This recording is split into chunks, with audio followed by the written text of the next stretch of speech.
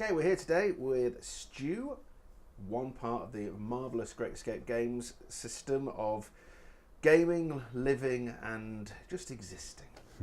And we've been playing 1914 today. We have. 1914. What if we were said to you right now, give me the 5 minutes of why I should be playing this game? Go for it. Well, what I really like about 1914 is the whole way that you manage your commands. 1914 is a brigade-based game, so you've got roughly a brigade of troops, and the tactical element within it is the main tactical element is the infantry battalion, and in any given turn, each side gets a number of resources that we refer to as command tokens, and these resources are all allocated to the individual units and to your general, and you draw on these command tokens in order to A, perform actions with your battalions or cavalry regiments or guns, and B, to control the morale for those elements as well. So 1914 is very much about resource management. Of course, there are all the things that wargamers are familiar with regard to movement and shooting and so on and so forth. But really the really special thing about 1914 is how you have this dynamic between two sides where you're both having to manage your own resources and also having to mitigate or react to what the opponent's doing all the time. And what that means is that you're always involved. There's no situation within the game within a given turn where you're hanging around waiting for somebody to complete all of their moves or complete everything with each individual unit and then it's your turn. No, instead you're having to adjust yourself to any tactical incidents on the battlefield at the time, and it's a constant thing. The other key thing with these command tokens is that a given turn only ends when all the command tokens are exhausted. So of course what that can lead to is the temptation, if you're the player with the initiative, the temptation to burn through all these command tokens in order to get things done, whilst maybe losing sight of a slightly bigger picture, and that is that the other side's got a bunch of command tokens for their units that they're going to use.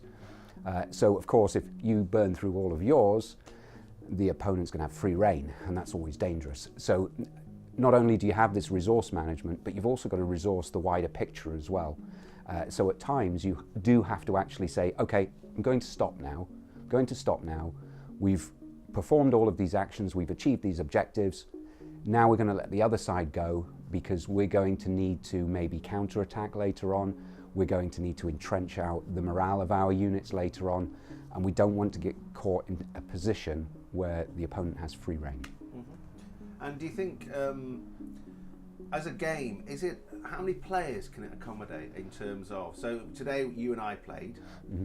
How much larger can we go? Well, we've played with 3 players aside, and you just expand the size of your playing area, and you perhaps give a whole brigade command to each player. On a 2-player game with a brigade aside, we typically play on about a 4x4 table. I would go up to a 6x4 table for 4 players, and maybe an 8x4 for 3 players aside, 3 brigades aside.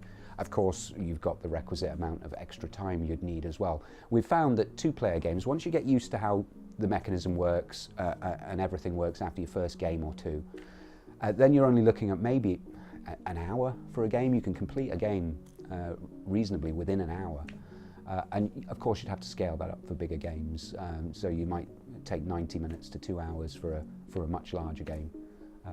But I probably wouldn't go above 3 players aside. I think, unless you've got a whole day. Then go for it. But 2 players aside is easily achievable within a club evening. Okay. So the figures we've used today are these really nice 12mm figures you've got. Mm. Say, for the sake of argument, because it's a bases-based game. Yes. I wanted to upscale or downscale.